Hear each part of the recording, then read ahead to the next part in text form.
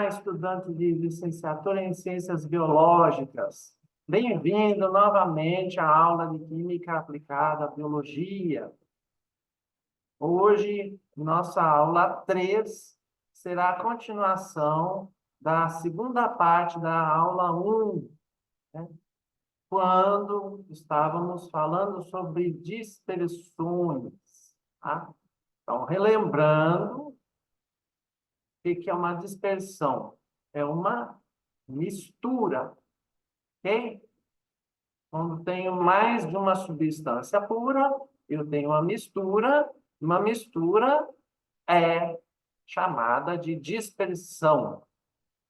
Hoje vamos tratar especificamente da... Perdão. Perdão. Hoje vamos tratar especificamente da dispersão que é homogênea, ou seja, que só possui uma fase, né? Uma mistura ou dispersão que só tem uma única fase é chamada de solução, mistura homogênea, ok? Bom, vamos falar nessa aula sobre formas de expressar a quantidade dos materiais, das substâncias puras dentro de uma solução, ok? A forma de expressar as quantidades é chamada de concentração. Hoje vamos falar sobre a concentração em quantidade de matéria, ok? E vamos falar dos tipos de soluções, certo? Então, lembrando, então, sobre as soluções, são misturas homogêneas, né? A solução é uma mistura homogênea. Temos, dentro da solução, o que é chamado de, lá na dispersão, o dispersante, aqui é o solvente, é a substância em maior quantidade, certo? E o que se chamava de disperso, na solução se chama soluto. É a substância ou as substâncias que estão em menor quantidade. E há substâncias, porque uma solução pode ser formada por mais de um soluto, ok? Então, sempre tem um solvente e pelo menos um soluto. Essa é a solução, certo?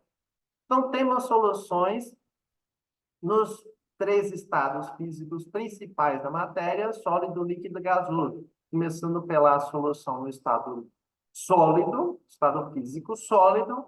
Um exemplo é o latão.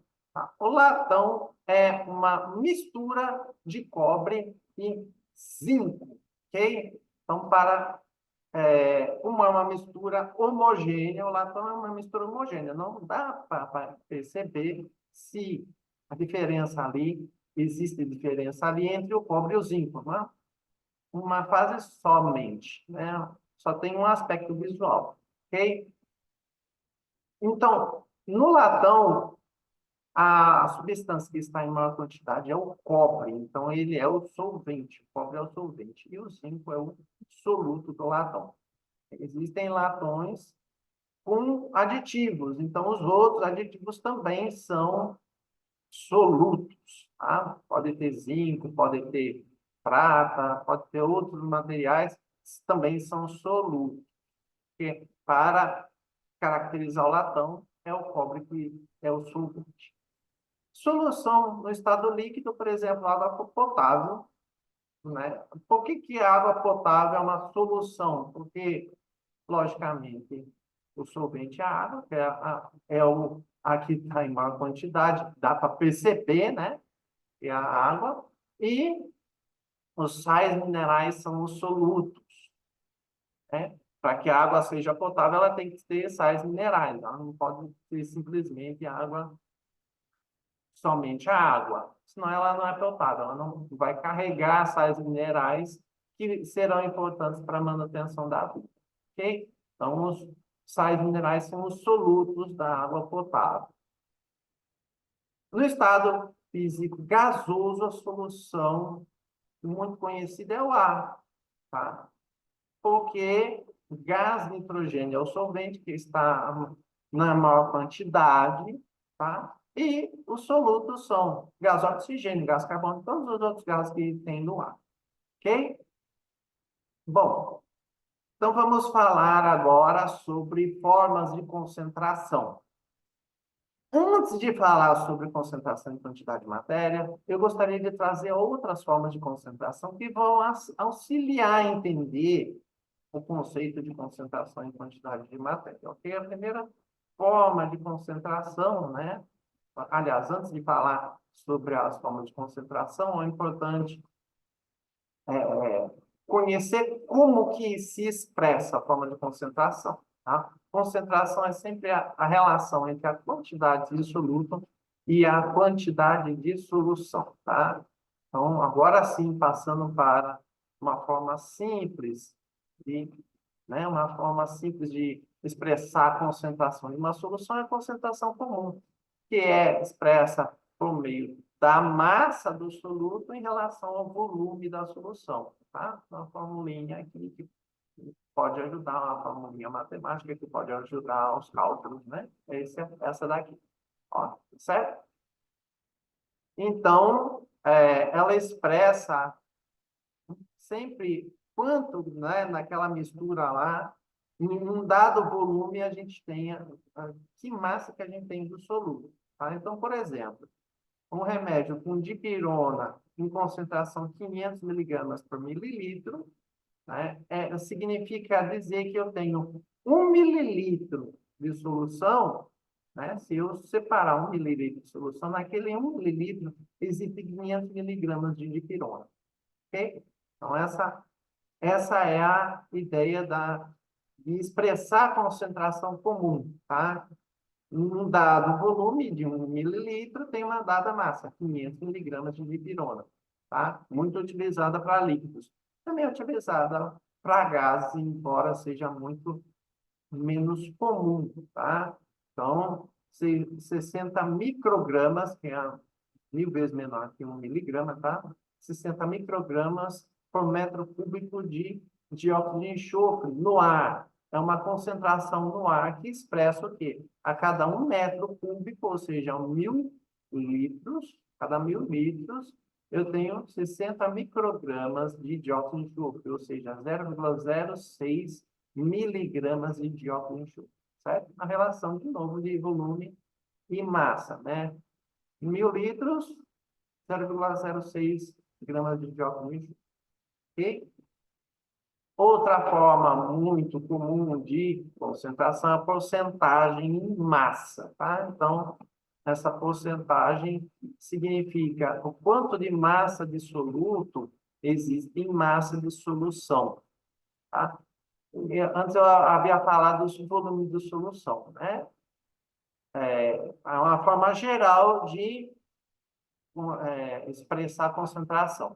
Para a água, como a densidade da água é 1 grama por mililitro, é praticamente igual, tá? Por isso que eu coloquei lá por simplificação por volume de solução, ok? Então, a porcentagem em massa, ela vai utilizar, muito utilizada em sólidos e líquidos. Por exemplo, o latão com 90% de cobre, né? Então, tem 90% de cobre e os 10% são do soluto, ok? Fertilizante, que tem nitrogênio, fosfato e potássio, né? Fósforo e potássio. 10, 10, 10 significa o quê? São 10% de nitrogênio no fertilizante, 10% de fósforo e 10% de potássio. Aqui não fica claro o que é o solvente, né? E etanol, 70% em NPM. Quando fala em NPM, é porcentagem em massa, certo? Esse é o etanol 70%. Vamos falar 70%, foi utilizado aí na pandemia e ele nessa concentração, ele é ótimo para a desinfecção de ambientes. Então, essa unidade NPM significa porcentagem em massa. Só a título de curiosidade, né, eu trago aqui uma transformação Na verdade, a curiosidade é a próxima slide, perdão. Aqui eu vou, nesse slide, eu vou trazer como que podemos transformar de uma forma para outra, de concentração comum para porcentagem em massa, ok? Então, por exemplo, no caso do soro fisiológico. O soro fisiológico é uma solução aquosa, ou seja, que tem água, e ela é de 0,9% de cloreto de sódio. O que que significa isso? O que que significa esse 0,9% de cloreto de sódio? Significa que ela possui 0,9 gramas de cloreto de sódio a cada 100 gramas de solução, ok? Como eu comentei agora de pouco, a densidade da água é 1 grama por mililitro, então, no caso da água, fica mais fácil transformar em volume, é direto, é o mesmo número, né? Praticamente 1. Então, é 0,9 gramas a cada 100 mililitros, tá? Essa é a relação da concentração do soro fisiológico. 0,9 gramas de cloreto de sódio a cada 100 mililitros da solução, tá? E aí, transformando aqui para litros, eu tenho aqui a concentração comum é 9 gramas por litro. Então, o soro fisiológico é 0,9%, ou seja, 9 gramas por litro. Veja que eu transformei aqui a unidade de volume e coloquei o valor de volume aqui embaixo para fazer a conta. Então, em soluções, quando eu estou procurando, né, a quantidade de massa que tem em uma determinada solução, eu manipulo o volume, tá? Então, se eu quero saber quantos gramas tem em 1 litro, então eu divido aqui por litro, vai dar, então, 9 gramas a cada litro. Se eu quero saber o quanto que é em 100 ml, aí eu substituo aqui e aí eu vou encontrar 0,9 gramas naquela solução. Então, veja que a relação é a mesma, mas aí eu posso alterar o volume e descobrir quanto de massa existe naquele volume de solução, ok? Então, isso é importante, por exemplo, na hora de fazer o cálculo para determinar a massa que vai ser utilizada para o preparo de uma solução, ok? E agora sim, a título de curiosidade, existe a forma de porcentagem em volume, tá? Que é um pouquinho menos empregada, tá? Ela é diferente da porcentagem em massa, porque determinadas soluções podem ter propriedades diferentes, tá? Por exemplo, o etanol 54 graus Rey-Lussac significa porcentagem em volume. Não significa esse 54% de 54 graus de Lussac significa 54% de etanol em volume e para o restante de água. Então, o etanol é o solvente. Não significa que é 54 gramas de etanol para 100 gramas de solução. Porque, no caso da mistura água e álcool, ela pode, e ela realmente contrai de volume. Então, a porcentagem em volume ela é diferente da porcentagem em massa nesse caso, ok? Isso é a título de curiosidade, isso não vai influenciar na aula de hoje, ok? Bom, na aula de hoje a gente vai falar de concentração em quantidade de matéria. O que que é isso? Quantidade de matéria é quantidade de partículas, quantidade o ideal não é nem chamar de partículas, né? Porque a gente vai ver que o átomo ele não é exatamente a menor porção da matéria. Mas vamos simplificar ali, né?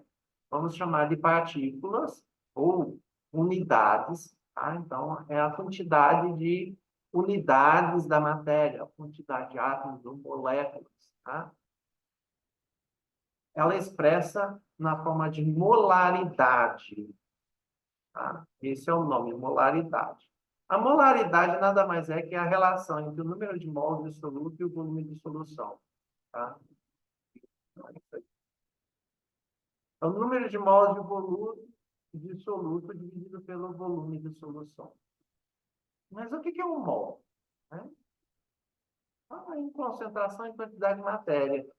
Eu estava falando sobre as partículas, né? Os átomos ou moléculas.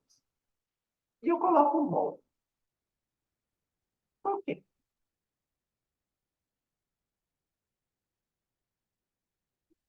Hum, vamos identificar o que é um mol. Um mol é um número. Como uma dúzia é 12, um mol é 602 sextilhões, tá? Esse número imenso aqui, tá? Chamado de número Avogadro. Toda vez que eu tiver um mol de átomos, 602 sextilhões de átomos. Um mol de molécula, 602 sextilhões de moléculas. Um mol de grãos de areia, 602 sextilhões de grãos de areia, tá? Então, esse número aqui é definido como sendo um mol. Ok?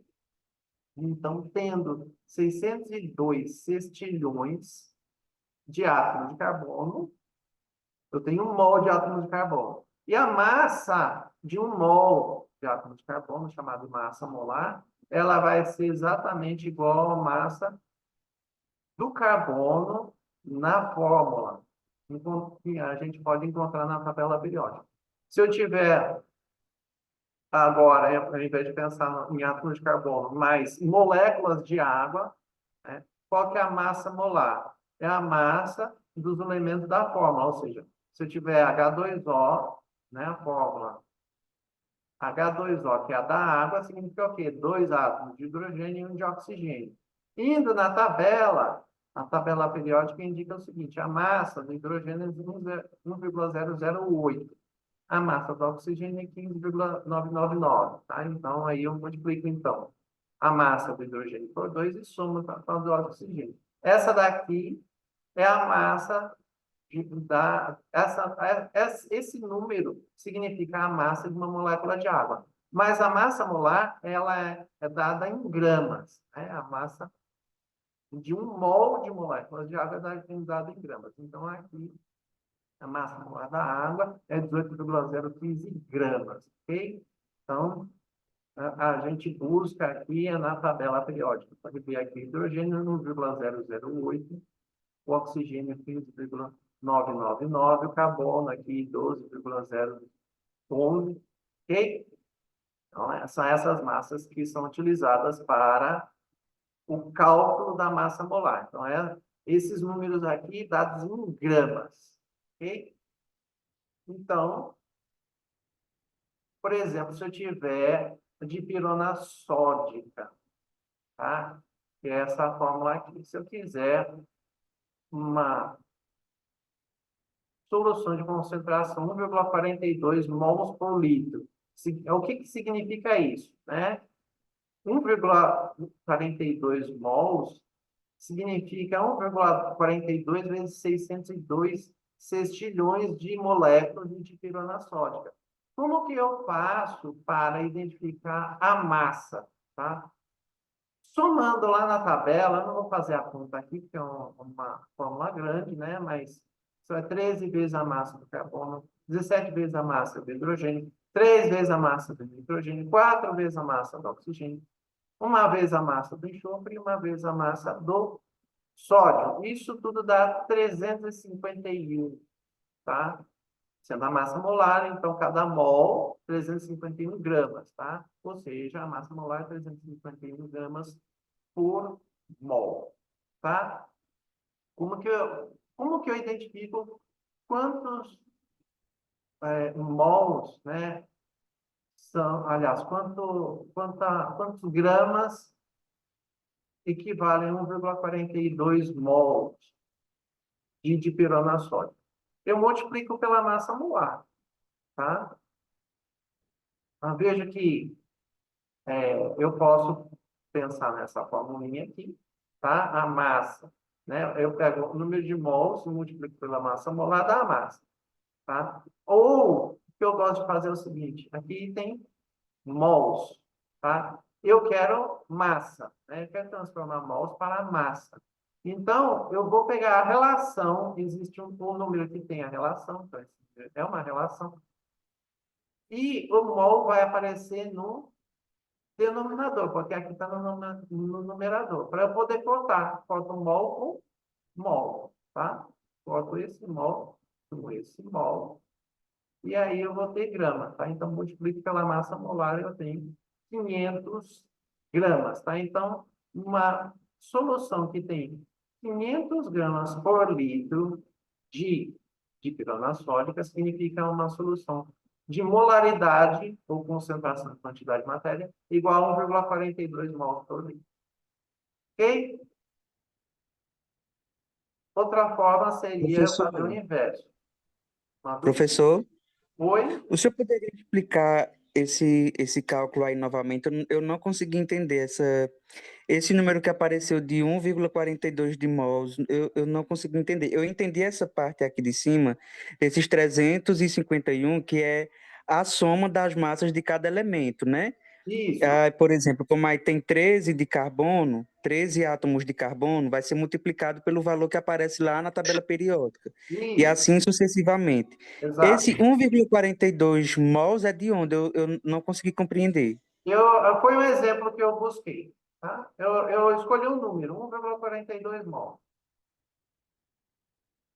Eu quero saber, né, quantos gramas equivale a 1,42 mol. Tá? Foi um exemplo que eu busquei. Tá? Não surgiu da dipirona sódica, surgiu de um exemplo. Imagina assim, Ah, entendi agora. que massa que equivale a 1,42 mol de dipirona sódica, entendeu? Como que eu faço para identificar? Eu multiplico pela massa molar, tá? Então, se eu tiver isso em 1 litro, né, 1,42 mols em 1 litro, eu tenho ali, então, uma concentração, uma forma de concentração, tá? Que é a concentração em quantidade de matéria. Equivale à concentração comum a 500 gramas por litro, porque 1,42 mols são exatamente igual a 500 gramas de dipirona sódica. Tá? 1,42 mols de dipirona sódica são exatamente 500 gramas de dipirona sódica. O inverso também é verdade. Se eu tiver 500 gramas de dipirona sódica, como é que eu vou fazer para identificar quantos mols são? Tá?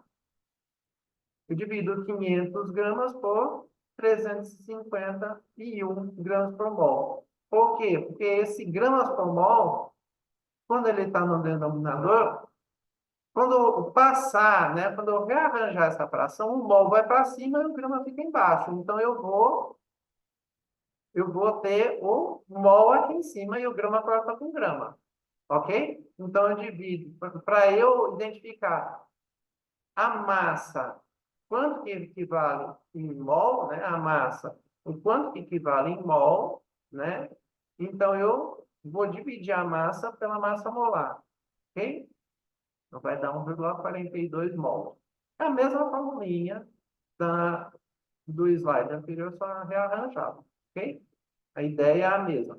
500 gramas por litro equivale a 1,42 mol por litro.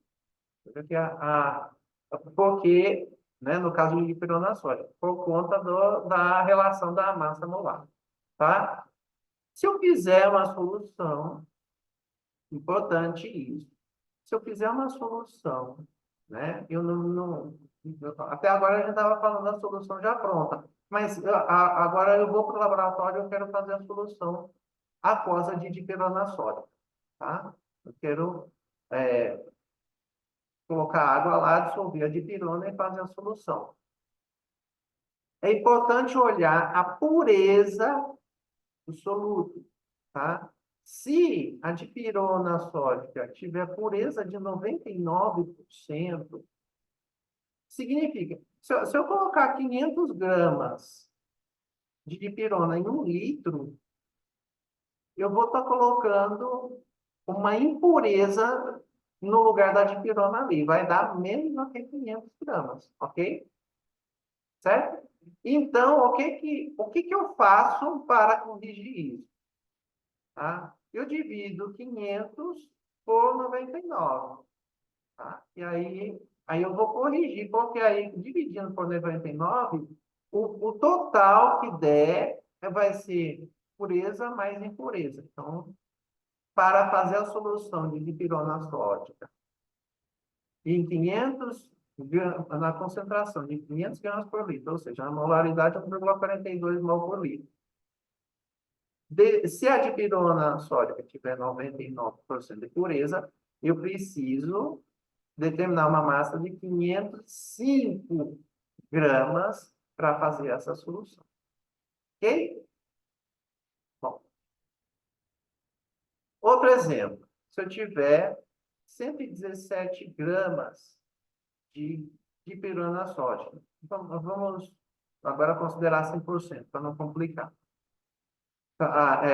Não para não complicar, para a gente seguir outro cálculo. Vamos voltar aí a ideia agora 100%, tá? A solução pronta, que eu quero saber quantos, a solução ali de 1 litro, 117 gramas, vai estar em que volume, tá? Se eu tiver uma solução de 1,42 mols por litro, tá? Então, eu divido a massa pela massa molar, eu botei 0,33 mols, tá?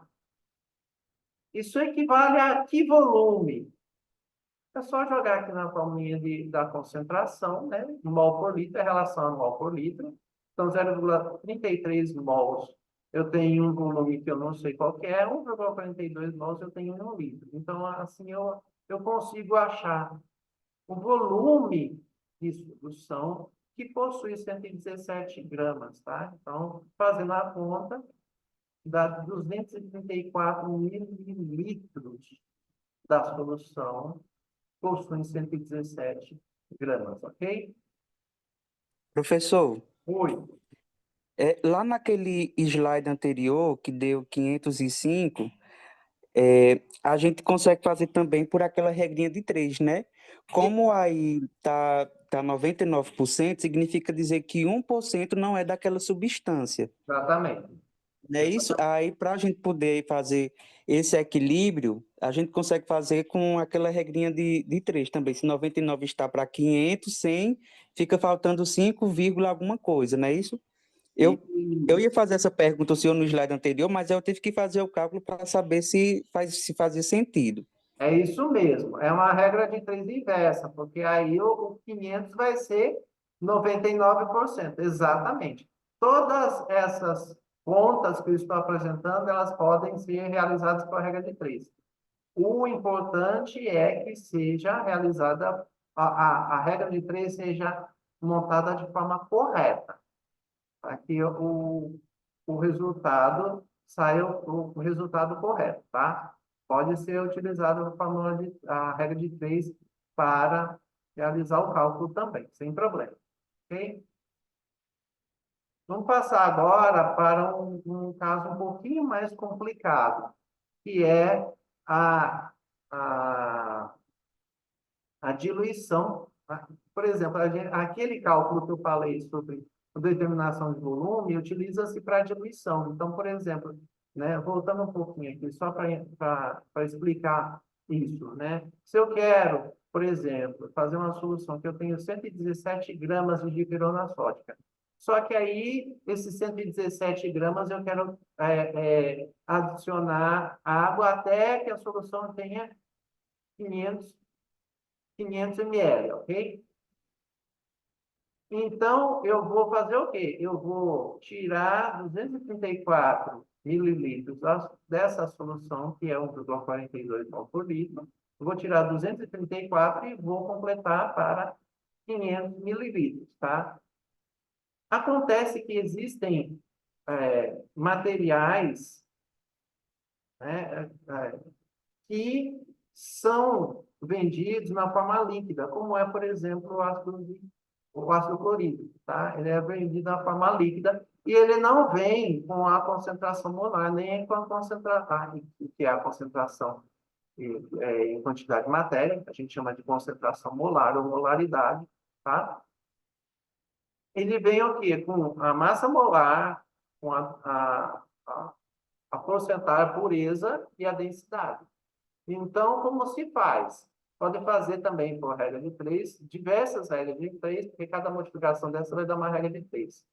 Ou, como eu fiz análise dimensional, né? Então, eu quero o quê? Eu vou querer um volume daquela solução, tá? Eu quero um volume da solução que veio de ácido clorídrico, que eu comprei, só que eu quero fazer 100 mililitros de uma outra solução, 0,1 mol por litro. Tá? Então, eu parto daqui. Eu quero esse final, eu começo pelo volume da solução que eu quero e vou multiplicando até corto litro com litro, né, da concentração aqui, depois corto mol com mol, da massa molar, divido pela pureza, da mesma forma que foi aquele caso, 99% da dipirona sódica, divido pela densidade, porque grama vai cortar com grama, tá? E aí eu tenho o volume da solução necessário para preparar uma nova, ok? Cálculos de diluições são mais simples que isso. Basta a gente calcular a quantidade de mols. Por exemplo, se eu quiser uma solução de 0,2 mol por litro, a partir de uma solução de 10 mol por litro. A primeira, eu quero 100 ml, a segunda são 500, né? Então, eu parto de 500 mililitros de uma solução 10 mol por litro, para chegar a 100 mililitros de uma solução 0,2, tá? Então, eu conto o número de mols. Como é que se faz? 0,2 mol por litro vezes litro, né? Então, aqui é 0,2 mols por litro, vezes litro, vai cortar litro com litro, vai dar mol, 0,02 mol, tá? E aí, o volume que eu vou obter é o quê? É o número de mols, que eu calculei agora da diluída, e divido pela concentração da concentrada. O litro vai para cima, vai dar 2 mililitros, tá? Da mesma forma, dá para fazer por regra de 3, desde que calcule o número de mols, tá? O X da questão na diluição é que o número de mols é o mesmo. Vai tirar aquele volume ali, naquele volume tem o número de mols, né? Aquele número de mols é que não pode mudar. Você só vai colocar água, né? Não é isso a diluição? Só coloca solvente, ok? Bom, e agora a gente vai falar um pouquinho dos tipos das soluções, tá? As soluções, elas podem ser realizadas até uma quantidade máxima em que o soluto se dissolve, por exemplo, na água, tá? Então, aqui existem curvas de solubilidade, porque de acordo com a temperatura, eu tenho uma quantidade de soluto que se dissolve no máximo em água, tá? E isso é muito importante, por exemplo, né,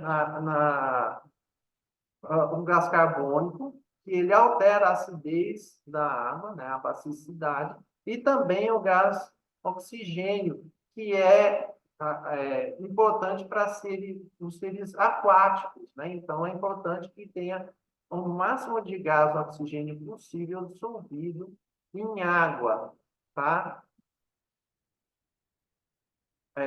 Então, a forma de identificar a poluição de água, por exemplo, é identificar a quantidade de gás oxigênio dissolvida na água. Quanto mais longe da solubilidade máxima, que é chamada de coeficiente de solubilidade, mais deteriorado está o ambiente aquático. Então, por isso que é muito importante identificar a quantidade de oxigênio dissolvido, tá? Temos classificação, então, existem 4 classificações. A solução pode ser insaturada, saturada, supersaturada e saturada com cupo de fundo, tá? O que é uma solução saturada? Saturou, encheu, não dá mais. Ela atingiu o coeficiente de solubilidade, tá? Então, se ela é insaturada, ela não saturou ainda. Então, por exemplo, se eu tenho o cloreto de sódio, ele tem a coeficiente de solubilidade, ou seja, a máxima massa que eu dissolvo em água são 36 gramas de cloreto de sódio a cada 100 mililitros de água.